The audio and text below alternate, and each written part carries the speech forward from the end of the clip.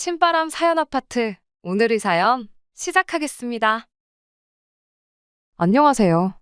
있는 거 없는 거 전부 다 다른 자식들 퍼주고 나서 이제 와서 사는 건 저희랑 살겠다는 시어머니와 연을 끊게 된 이야기하러 이렇게 찾아왔습니다. 남편과는 같은 회사를 다니며 직장 생활을 하다가 처음 알게 된 사이예요.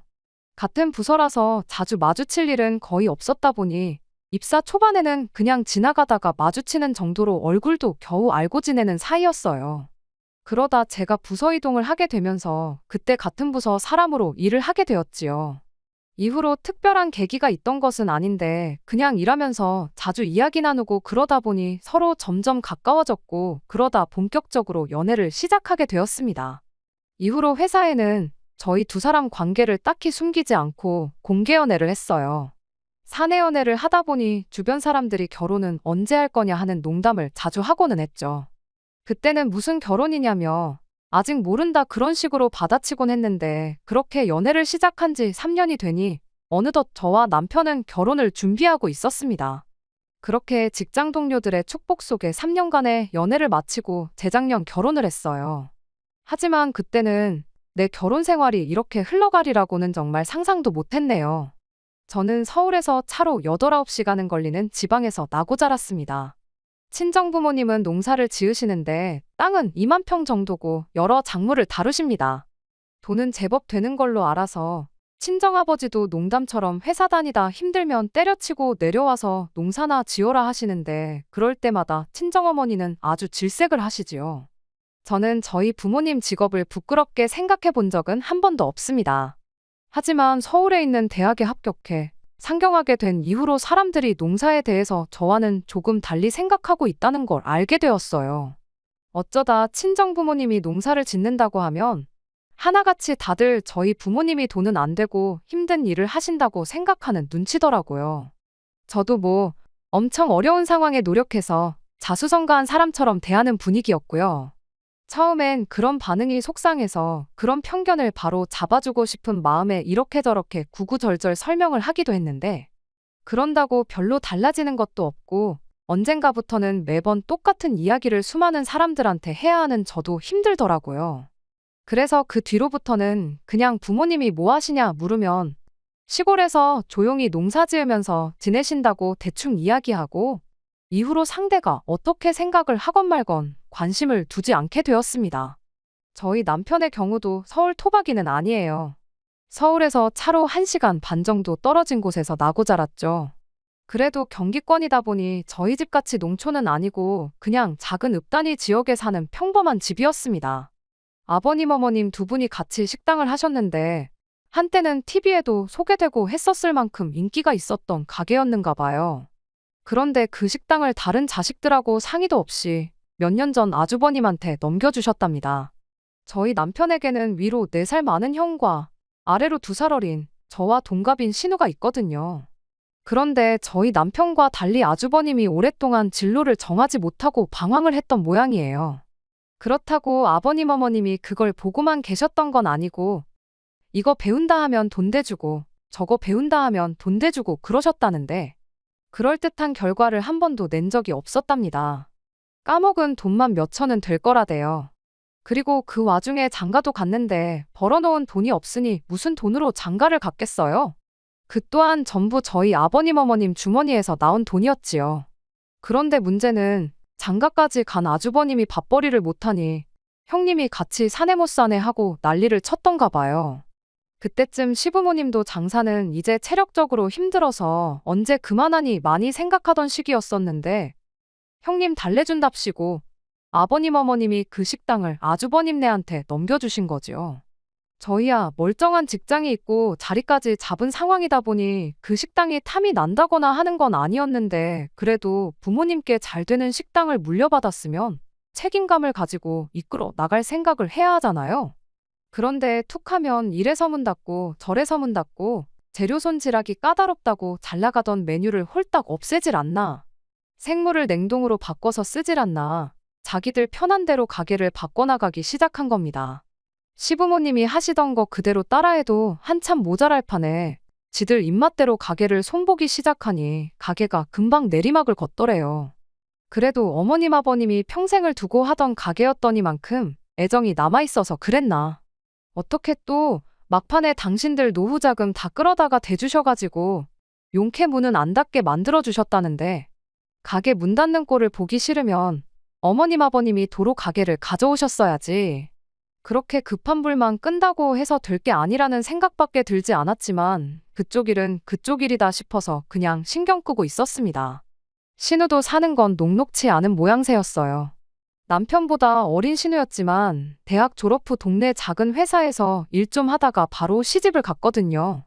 결혼하자마자 애 갖고 그래서 회사 관두고 이후로 애를 연년생으로 둘이나 낳으면서 완전히 전업주부가 되었다대요. 그리고 신우네 남편은 결혼 전부터 동네에서 작은 카페를 하고 있었답니다. 처음엔 그래도 장사가 괜찮았던 모양이에요. 하지만 둘이 결혼하고 나서 2년 정도 지났나 그 즈음에 바로 옆 건물에 대형 프랜차이즈 카페가 들어왔답니다. 거기다 엎친 데 덮친 격으로 거기에 큰 대형 카페가 생기니 다른 저가형 프랜차이즈들도 하나둘씩 들어서기 시작했대요. 대형 카페 들어왔을 때는 그래도 작은 카페 찾아주는 손님들이 있긴 해서 이래저래 버티고는 있었는데 저가형 매장이 하나둘 들어차기 시작해서 5분 거리에 카페만 5개가 생기니 그때부터는 버틸 재간이 없더랍니다.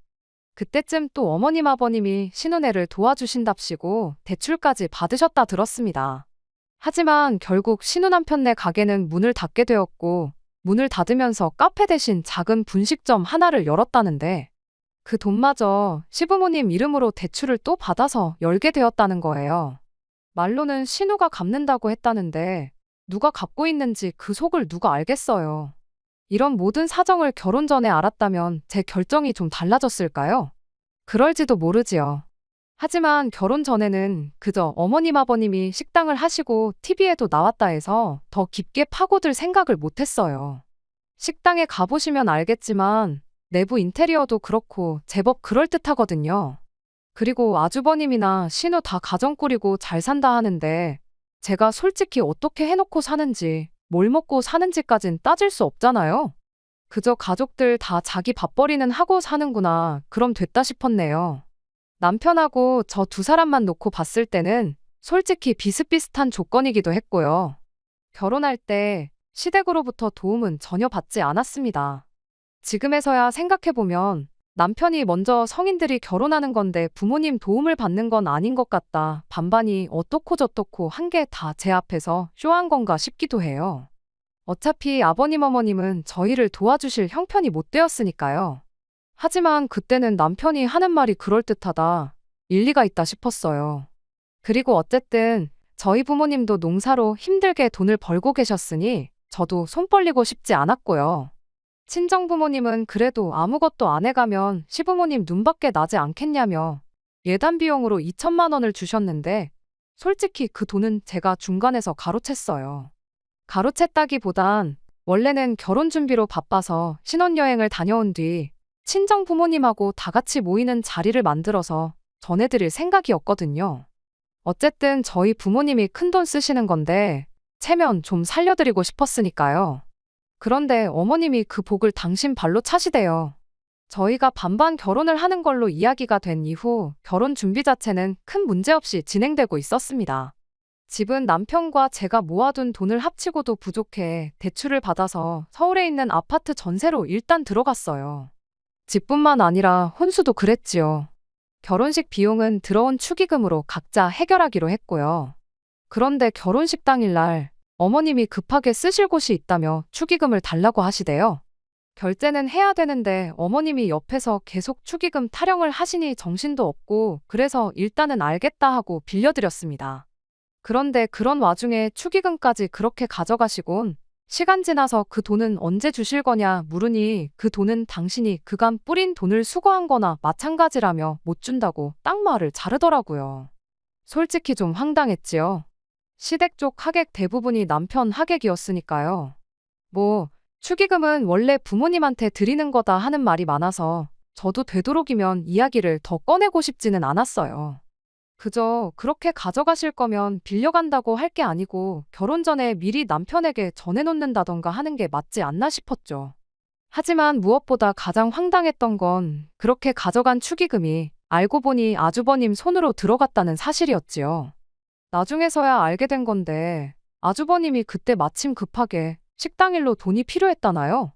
말로는 다 가져간 게 아니라 1,000만 원도 안 됐다는데 1,000만 원이고 1,000원이고 돈은 돈이잖아요? 며느리로서 이렇게 말하자니 그렇지만 어머님도 아주버님도 괘씸해서 친정에서 받아온 예단비 2,000만 원을 제가 그냥 중간에서 갖기로 하고 아무것도 안 해드린 거예요. 이후로 솔직히 저나 남편이나 시댁 식구들하고는 뭐 크게 교류가 없었습니다. 일단 시댁하고 물리적인 거리가 크다는 게 가장 큰 이유였지요.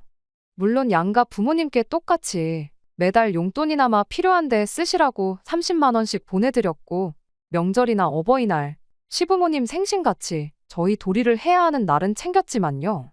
하지만 그 외에는 가족 모임이라던가 그런 건 굳이 나서지 않았네요. 그러던 중 아버님이 저희 결혼한 지 2년쯤 되던 해에 폐암 판정을 받으셨어요. 그리고 뭐 제대로 손 써볼 여유도 없이 반년도 채 되지 않아 돌아가셨지요. 장사하면서 그렇게 시간 나면 담배를 피워대더니 인간이 결국 폐암으로 죽었다면서 슬퍼하시는 시어머니를 보니 이때는 뭐 그동안 서운했고 그런 걸 떠나서 저도 그렇고 다들 상심이 컸고요.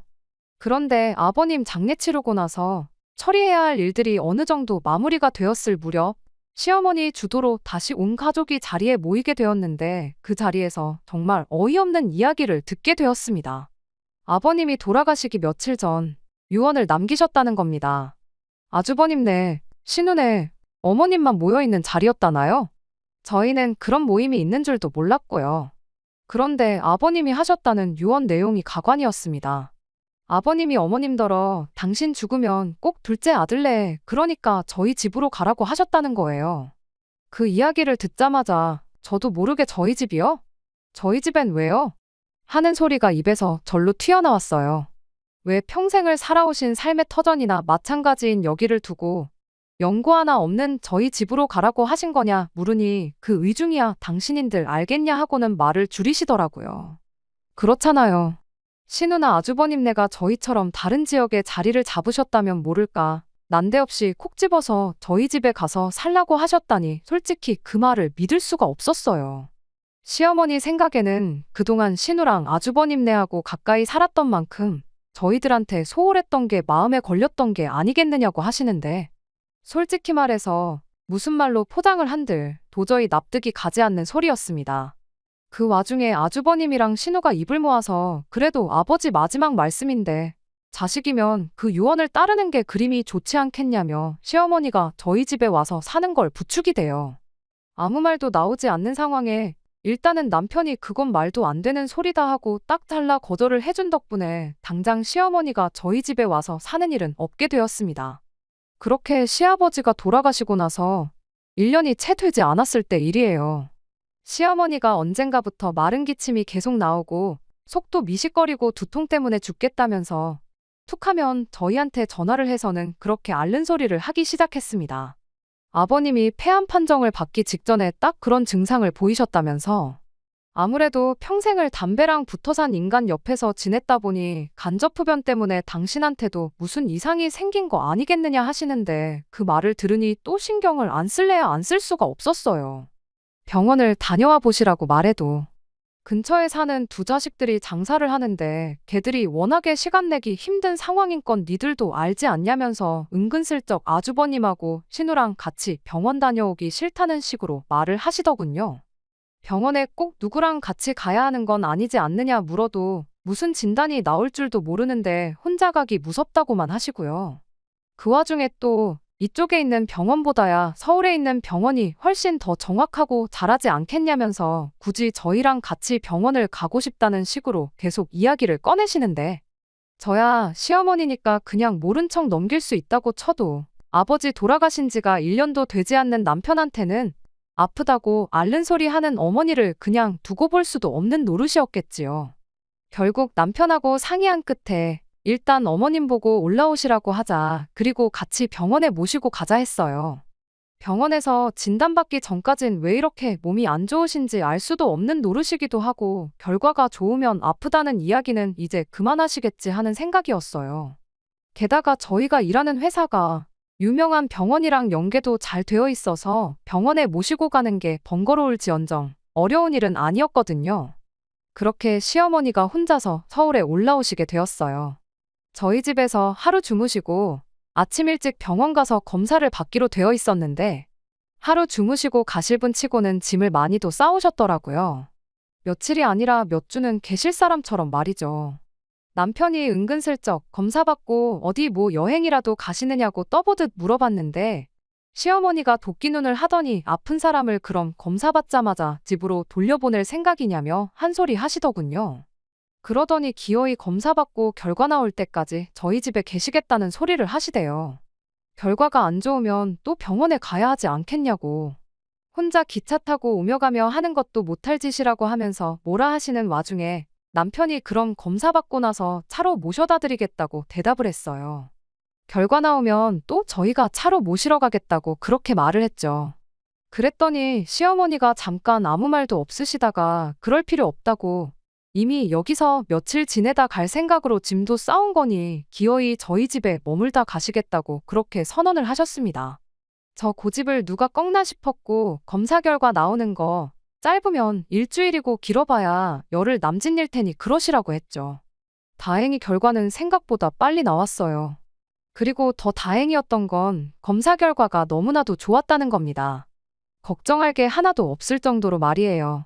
수치도 전부 정상이고 심지어 몇몇 항목은 동년배분들하고 비교해봤을 때 정상이다 못해 훨씬 좋은 수치였어요. 그 정도 결과면 기뻐해야 마땅한 거 아닌가 싶었는데 시어머니는 병원이 돌팔이가 아니냐면서 다른 병원에서 검사를 다시 받아봐야겠다고 우기기 시작했습니다. 온몸이 아프고 좋은 곳이 하나도 없는데 이 결과가 말이나 되냐시면서요. 그렇게 하고 싶으시다는데 원하는 대로 다른 병원도 알아봐 드리겠다고 했어요. 다만 예약하고 그러는데 시간이 걸리니 일단은 집에 내려가 계시라고 했죠. 차로 모셔다 드릴 테니 걱정 마시라고 그렇게 한마디 했는데 시어머니는 정말 말 그대로 바닥에 대자로 누우셔가지고는 집에 안 가겠다고 어린애처럼 땡깡을 부리기 시작했어요. 집에 혼자 있으면 너무 외롭고 쓸쓸하시다고 없는 병도 생길 지경이라면서 가기 싫으시다네요. 저희 집에 며칠만 더 있게 해달라고 말 그대로 떼를 쓰시더라니까요. 아버님 떠나시고 얼마나 외로우시면 저러시나 싶어서 매몰차게 할 수가 없더라고요. 다른 것보다 이러지도 저러지도 못하고 있는 남편을 보고 있자니 안쓰러워서 그래서 일단 며칠 더 계시라 했어요. 이땐 남편도 무척 저에게 미안해했고요. 그런데 어머님이 계시니까 신경 써야 할 게 한두 개가 아니더군요. 먹는 것부터가 문제였지요. 저나 남편은 아침엔 입맛도 없고 해서 커피 한 잔만 마시고 점심은 회사에서 먹고 저녁도 보통 만나서 밖에서 먹고 들어오거나 그랬거든요. 그런데 어머님이 집에 계시니까 저희 원래 지내던 방식으로 지낼 수가 없어서 어쩔 수 없이 반찬을 하기 시작했어요. 사정을 들으신 친정어머니가도 좀 보내주셨고요. 맞벌이하는 와중에 반찬하는 것도 힘들고 친정어머니께도 죄송하고 반찬을 사다 먹는 것도 생각해봤는데 어머님께서 음식에 좀 예민하셔서 바깥 음식은 안 좋아하시거든요. 당신이 해드시면 좋겠는데 알아서 해드시면 모를까 며느리 입장에서 당신 손으로 만들어 드시라 할 수도 없고 여러 가지로 어려운 상황이었네요. 결국 지인의 도움으로 또 다른 병원을 예약하게 되었어요. 검사 후 결과 나오는 데까지 또 열흘이 걸렸고 여기 오셔서 잘 먹고 잘 드셔서 그런 건지는 모르겠는데 미약한 차이이긴 하지만 오히려 결과가 먼저 받은 결과보다도 훨씬 더 좋았습니다.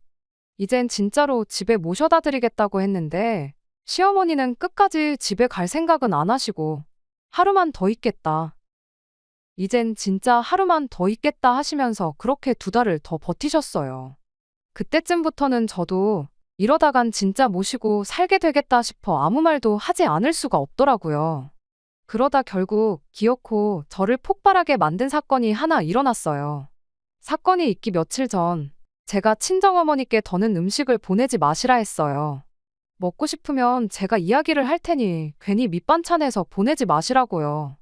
처음에야 어머님 드시는 게 신경 쓰여서 어쩔 수 없이 친정어머니 도움도 받았지만 한 달이 넘어갈 때부턴 어머님 때문에 친정어머니 고생시키는 게 말이 되나 싶었거든요. 그리고 그러나 중에 어머님이 언젠가부터 친정어머니가 보내주시는 반찬을 가지고 투정을 하시대요. 너희 어머니는 맨날 똑같은 거밖에 못하냐면서. 그런 소리 듣고 좋다 할 며느리가 세상 천지 어디 있겠어요? 그래서 친정어머니한테 더는 보내지 마시라 한 거예요. 그런데 제가 이야기하고 얼마 지나지 않아 친정어머니가 또다시 기어이 김치부터 시작해서 음식을 한가득해서 보내주셨더라고요. 그리고 선물 들어온 거라며 보리굴비에 한우에 직접 농사 지으신 나물에 이것저것 잔뜩 챙겨서요.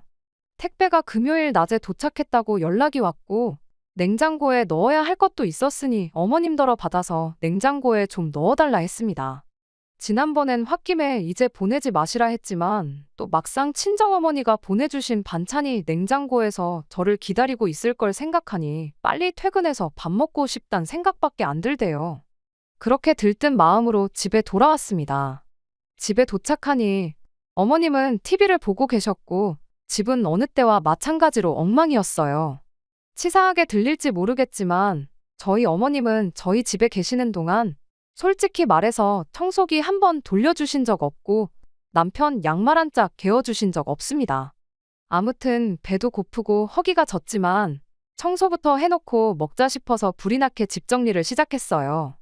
어머님은 점심에 뭘 드신 건지 설거지도 평소보다 많이 쌓여 있었고 그래도 이래저래 정리가 끝나갈 때쯤 남편도 퇴근을 해서 집에 들어오대요. 그렇게 이제 저녁상을 차리려고 냉장고를 열었습니다.